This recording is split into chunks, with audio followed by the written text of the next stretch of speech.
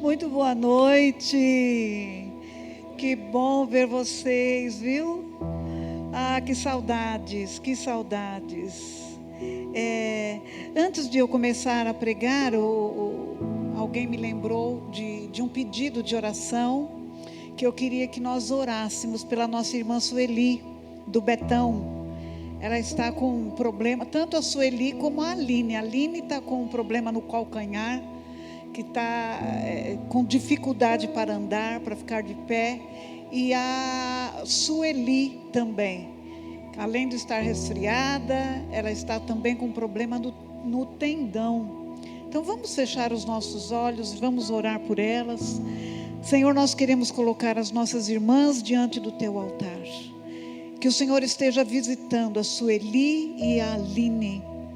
E nós declaramos a restauração nos pés das nossas irmãs. Que o Senhor traga a cura, Senhor. E toda a causa que tem trazido essas dores constantes, essa dificuldade para caminhar, que o Senhor esteja visitando e colocando a tua mão saradora. Nós declaramos a cura sobre elas, no nome bendito de Jesus. Ainda de olhos fechados, coloque a mão no seu coração e ore assim comigo. Senhor Jesus, eu abro o meu coração para receber a tua palavra. Eu não quero apenas entendimento intelectual, mas eu quero uma revelação no meu espírito. E consequentemente trará mudança, trará novos comprometimentos, novos movimentos na minha vida. E assim eu desfrutarei da tua palavra, das tuas verdades, de modo a fluir em minha vida e através dela, em nome de Jesus. Amém? Como disse o pastor Washington, nós estamos falando nesses dias sobre o poder da providência, né? De Deus sobre a vida humana, sobre a vida da igreja, sobre a vida pessoal de cada um de nós.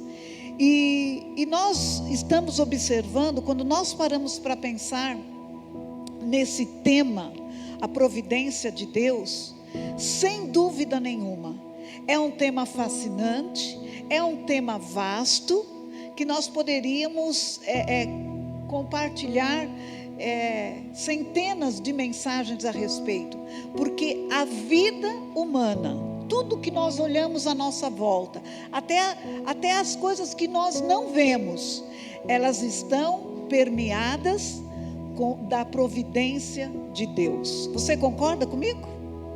Se você for parar para observar, você vai reconhecer isto. Quando nós olhamos então o início da história da humanidade, vamos lá para Gênesis, em Adão. Quando Adão pecou, qual foi a providência de Deus para Adão e Eva? Quem se lembra? Deus providenciou o quê depois do pecado? Roupas de peles de animais. Deus providenciou para cobrir a nudez deles.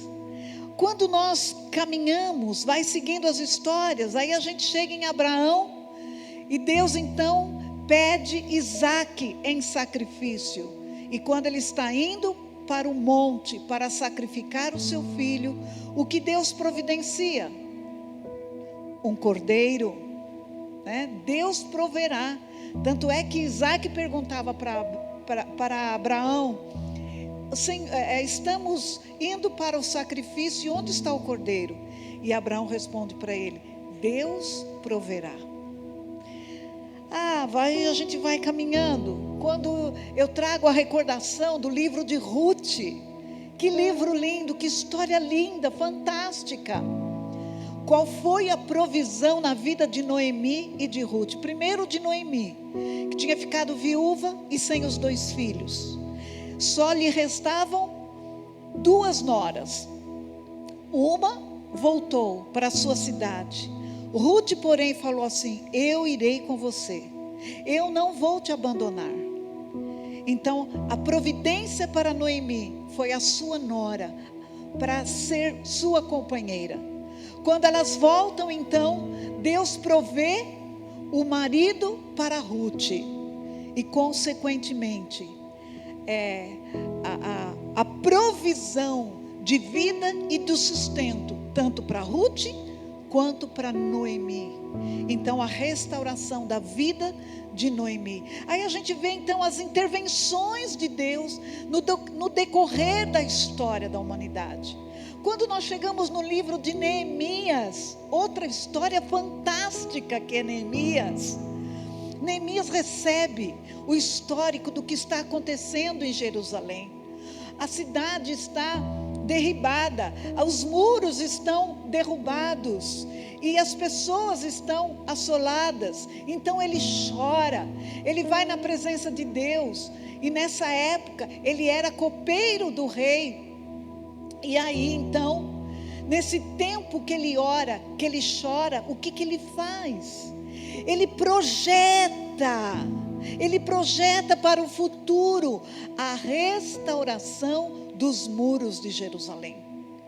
Então, quando ele se apresenta diante do rei, que o rei o vê abatido e pergunta para ele por que ele está triste, então ele fala da sua situação. Deus já havia trabalhado no coração do rei. Então, quando ele apresenta tudo o que ele precisa, o rei faz o quê? Provê para que Neemias vá a Jerusalém reconstruir os muros. Neemias tinha em detalhes tudo o que ele precisava. Então nós vemos aí, detalhe por detalhe, a intervenção de Deus trazendo a providência. E assim se segue. Então, quando você corre as histórias bíblicas, você vai vendo em detalhes cada providência de Deus. Até então chegar à suprema providência. Que esse é o tema da minha mensagem. A suprema providência, que é Jesus. Fala comigo, a suprema providência é Jesus. Até Jesus chegar havia o ritual dos sacrifícios de cordeiro, que tipificava ele que na plenitude dos tempos viria. Então, até Jesus chegar, o que nós lemos na história, no Antigo Testamento? Os sacerdotes iam ano após ano no templo, no tabernáculo, oferecer sacrifícios de animais em favor do pecado do povo, ano após ano. Então havia toda a recomendação de Deus, passo a passo, como o sacerdote deveria agir. Então, mas esse ato já estava apontando para Jesus, que seria a máxima providência de Deus, porque os sacrifícios de animais não eram suficientes para aquilo que precisava ser feito, que era apagar os nossos pecados de uma vez para sempre. Então, a primeira coisa que eu quero compartilhar com vocês, o primeiro ponto que eu quero compartilhar, eu quero falar sobre um único sacrifício, que está, eu quero que nós leiamos, que os nossos queridos coloquem aqui no telão, o texto de Hebreus, capítulo 9, nós vamos ler dos versos 24 ao 26. É o primeiro texto que eu quero falar sobre esse único sacrifício. Hebreus capítulo 9, 24 a 26. Pois Cristo não entrou num santuário feito por mãos humanas, mera representação do santuário verdadeiro no céu. Ele entrou no próprio céu, a fim de agora se apresentar diante de Deus em nosso favor. E ele não entrou no céu para oferecer a si mesmo repetidamente, como sumo sacerdote aqui na terra, que todos os anos entra no lugar santíssimo com o sangue de um animal. Se fosse assim, ele precisaria ter morrido muitas vezes, desde o princípio do mundo. Mas agora, no fim dos tempos, ele apareceu uma vez por todas, para remover o pecado mediante sua própria morte em sacrifício. Repitam comigo. Ele apareceu uma vez por todas, para remover o pecado mediante sua morte em sacrifício. Olha que coisa fantástica. Olha que coisa completamente diferente do que até então era feito naquela época. Todos os anos o sacerdote precisava fazer isto. Mas quando Jesus chega, quando a providência máxima de Deus chega, uma única vez, um único sacrifício, e agora não mais por animais, mas foi o sacrifício dele próprio. Agora vamos adiante. No capítulo 10 de Hebreus, a partir do verso 14. Hebreus 10, 14. Porque, mediante essa única oferta, ele tornou perfeitos, olha, prestem bem atenção. Essa única oferta, ele tornou perfeitos para sempre os que estão sendo santificados. Quem estão sendo santificados? Quem? Você? Levante a sua mão. Você está sendo santificado? Você em casa está sendo santificado? Olha que coisa tremenda. E olha que coisa fantástica. Ele está dizendo aqui que ele nos tornou perfeitos. Você consegue receber essa palavra de Deus? Que ele te tornou perfeito, Aldair. Conceição, Jesus te tornou perfeita. Você consegue receber essa palavra? Vamos seguir. E o Espírito Santo também testemunha que isso é verdade, pois diz: esta é a nova aliança que farei com o meu povo depois daqueles dias, diz o Senhor. Porei minhas leis em seu coração e as escreverei em sua mente. E acrescenta: e nunca mais me lembrarei de seus pecados e seus atos de desobediência. Onde os pecados foram perdoados, já não há necessidade de oferecer mais sacrifícios. Portanto, olha aqui, conjunção conclusiva.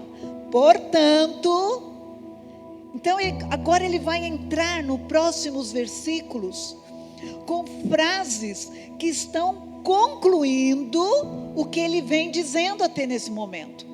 Portanto, ou seja, diante de tudo isso que eu estou colocando, de todas essas verdades que eu estou falando, portanto, irmãos, por causa do sangue de Jesus, podemos entrar com toda confiança no lugar santíssimo, onde antes ninguém podia entrar, apenas o sacerdote. Ninguém mais podia entrar, mas agora você e eu podemos entrar no lugar santíssimo. Por sua morte, Jesus abriu um caminho novo e vivo através da cortina que leva ao lugar santíssimo. E uma vez que temos um sumo sacerdote que governa sobre a casa de Deus, entremos com coração sincero e plena confiança, pois nossa consciência culpada foi purificada. Repita assim comigo: minha consciência culpada foi purificada. Ou seja, não há mais nenhuma culpa sobre você e mim. E sobre mim. Não há. Não há. Aí ele diz então: e nosso corpo lavado com água pura. Apeguemo-nos firmemente, sem vacilar, à esperança que professamos, porque Deus é fiel para cumprir sua promessa. Pensemos em como motivar uns aos outros. Olha aqui, não pensar só no que Ele fez por mim, mas assim, tudo isso que eu tenho recebido, eu preciso pensar no outro, uns aos outros. Pensemos em como motivar uns aos outros na prática do amor e das boas obras. E não deixemos de nos reunir, como fazem alguns, mas encorajemo-nos mutuamente, sobretudo agora que o dia está próximo. Que dia é esse? A volta de Jesus. Se naquela época ele já dizia que o dia está próximo, imagine hoje. Imagine hoje. Então, o que eu quero compartilhar com esse texto um pouquinho longo que nós lemos? O que eu quero dizer, trazer na nossa meditação nessa noite é que quando você e eu cremos no sacrifício de Jesus por nós, Ele está afirmando aqui que Ele nos tornou perfeitos. Ele nos tornou justos. Por que a palavra, no decorrer do texto que nós lemos, principalmente as cartas do apóstolo Paulo, ele nos chama de santos? Aos santos e amados em Cristo Jesus, que estão em Colossos, que estão em Efésios, que estão na Tessalônica, e por aí vai. Por que ele chama de santos e justos? Porque ele recebeu com o coração completamente aberto. Ele creu, ele recebeu uma revelação do Espírito Santo sobre essas verdades, de que Deus nos vê assim, através do sacrifício de Jesus. Quando Jesus olha para cada um de nós, Ele vê o sangue do seu Filho precioso sobre você e sobre mim. E quando Ele vê o sangue de Jesus sobre a sua vida e sobre a minha vida, Ele te vê justo e justa. Ele te vê santo e santa. Ele te vê perfeito e perfeita, purificada, purificado. E é com esses olhos, com os olhos do Pai, do nosso Pai, que nós precisamos nos enxergar. Quando nós passamos a nos olhar e a olhar para os nossos irmãos, imitando o Pai, com os seus olhos, tudo muda. Muda a minha maneira de me ver, muda a minha maneira de agir, muda a maneira de ver os meus irmãos, de agir com os meus irmãos. Como eu terei cuidado para emitir qualquer julgamento, de pensar qualquer coisa má sobre ele. Sabe por quê? Porque eu vou ter um profundo temor, um profundo respeito por causa do que Jesus fez por ele. Porque se eu tenho a revelação, se eu tenho firme em mim o que Jesus fez por mim, eu também terei pelo meu irmão. Então, por isso que a palavra de Deus, ela ensina em outros textos bíblicos como nós devemos nos considerar em máxima estima uns pelos outros. É por causa dessa verdade, por causa disto.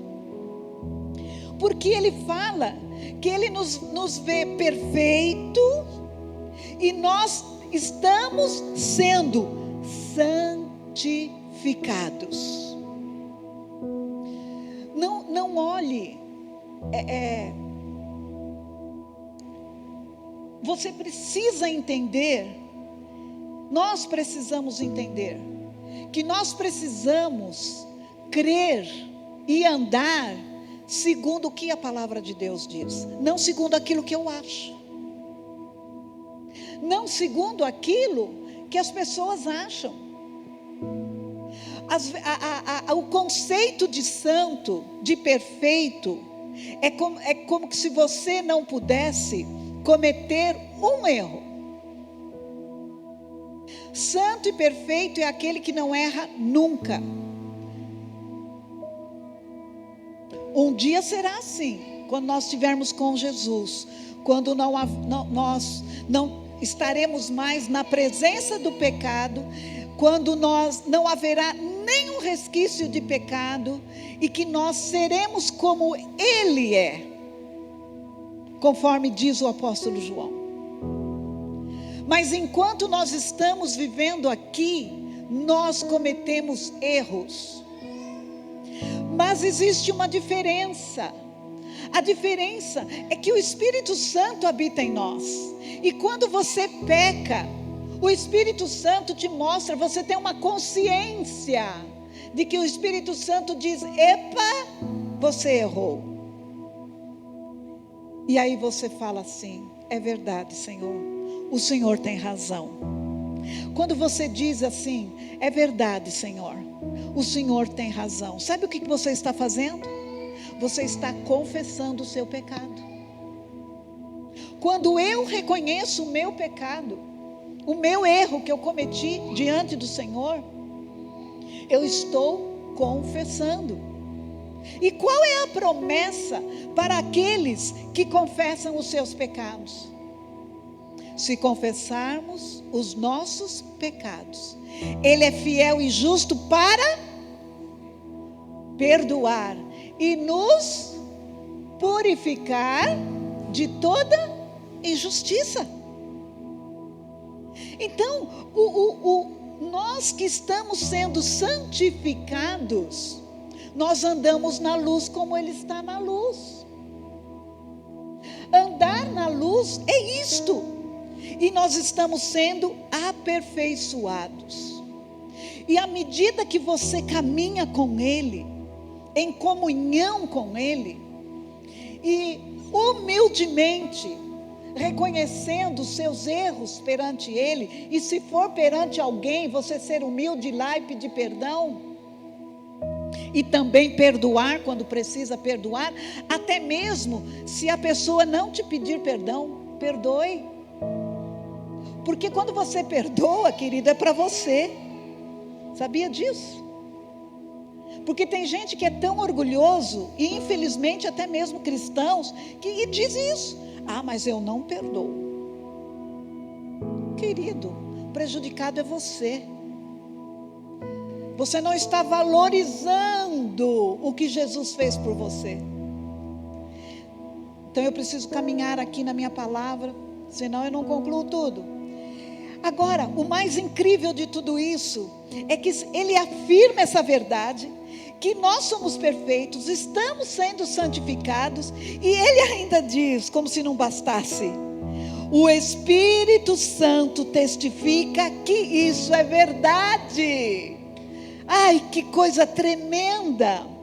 E como é que o Espírito Santo testifica que isso é verdade?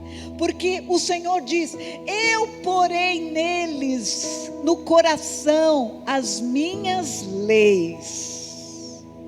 Ele coloca a sua lei no nosso coração e em nossa mente.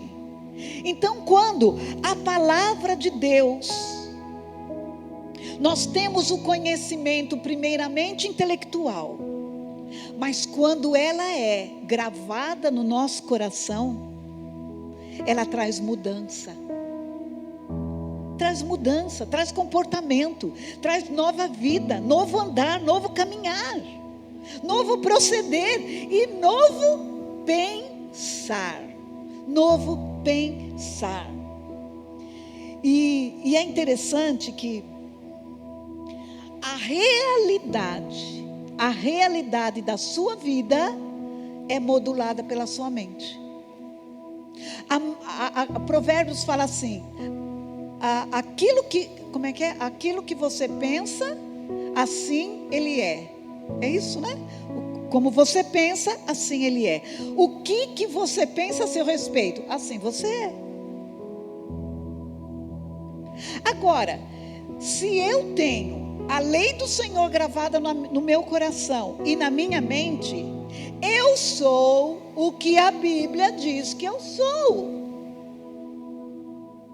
Não o que eu penso, não o que os outros pensam de mim, não o que a minha família incutiu em mim, mas eu sou o que a Bíblia, o que o Senhor diz que eu sou.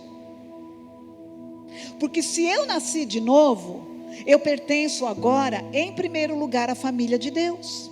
Eu sou filha de Deus. E como filha dele, eu trago sobre mim, mediante o seu Espírito, o DNA de Deus. Então eu tenho a mente de Deus. E é interessante como Paulo fala, que nós temos a mente de Cristo.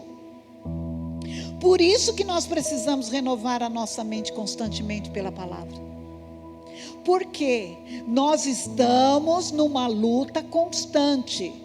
A nossa luta é contra o que o mundo diz, o que o mundo prega, sobre o que você deve pensar e ser, o que muitas vezes a nossa família de origem nos colocou, e que muitas coisas podem ser contrárias à palavra de Deus. Eu tenho uma luta constante contra as circunstâncias do dia a dia, porque a vida não é fácil. Então existe uma luta constante. Então o que eu preciso? Renovar o meu entendimento, a minha mente, constantemente pela palavra. E lá em Romanos 12:2, então Paulo conclui, para que se eu renovo a minha mente constantemente, então eu provo a vontade de Deus, que é boa, agradável e perfeita. E sabe o que vai acontecer? Como o Washington falou, acho que ontem, na celebração, nós vamos parar de mimimi. Muita gente cheia de mimimi. Muita gente falando dos mesmos problemas há anos. Muita gente reclamando as mesmas coisas. Muita gente com as mesmas dores o tempo todo. Essas dores longas, que é interminável, não acaba nunca, não passa nunca, não cura nunca. Por quê? Tudo depende do que você está se alimentando. Tudo depende do que você está se alimentando. Então, e é interessante que ele ainda acrescenta, nunca mais me lembrarei dos seus pecados. Olha isso, que coisa tremenda. Ele vai falando revelações fantásticas. Olha, você é perfeito, você está sendo santificado. Que mais ele fala? O Espírito Santo testifica que isso é verdade. Agora ele vem e acrescenta: nunca mais me lembrarei dos seus pecados. O sacrifício foi feito, acabou. Onde os pecados foram perdoados, não precisa mais de sacrifício. Quantos estão entendendo essa palavra? Amém? Por isso, gente, que Jesus exclamou na cruz, ele ainda teve forças para exclamar: está consumado, acabou, está feito, o sacrifício foi feito, o sangue inocente foi derramado, e os pecados foram perdoados. Quanto você se sente perdoado por Deus? Pouco? Mais ou menos? Ou totalmente? Quanto você se sente perdoado por Deus? Pense nisso. Quanto da graça de Deus você tem provado? Pouco? Mais ou menos? Ou totalmente? Medite. Então ele chega no verso 19. Portanto, concluindo, até aqui, até o verso 18, nós vimos sobre um único sacrifício que foi totalmente suficiente. Ou seja, a providência do Senhor para conosco. Essa foi a parte dele. Ele fez. A parte dele ele fez. Está consumado. Só que existe um outro lado. Existe uma outra parte. A nossa parte. Por isso o autor fala: portanto, por isso. E aí então vem: portanto, a nossa parte. Qual é a nossa parte? Entrar com confiança, entrar com o coração sincero e plena confiança. Essa é a sua parte, é a minha parte. O que ele fez já está feito. As verdades já estão expostas. E o que você vai fazer com essas verdades? Agora estão nas tuas mãos. Agora elas já são do seu conhecimento. O que você fará com essas verdades? Devemos entrar com o coração sincero e plena confiança. É com base nessa providência, nessas verdades, que nossa vida precisa estar firmada. Deus te ama, e isso não pode mudar, nem você pode mudar. Deus te ama, Ele te amou e Ele continuará te amando. Nada do que você faça vai mudar, porque o amor de Deus por nós está baseado no caráter dele, em quem ele é como pessoa. E aí qual é a outra parte? Apeguemo-nos firmemente, sem vacilar, à esperança que professamos.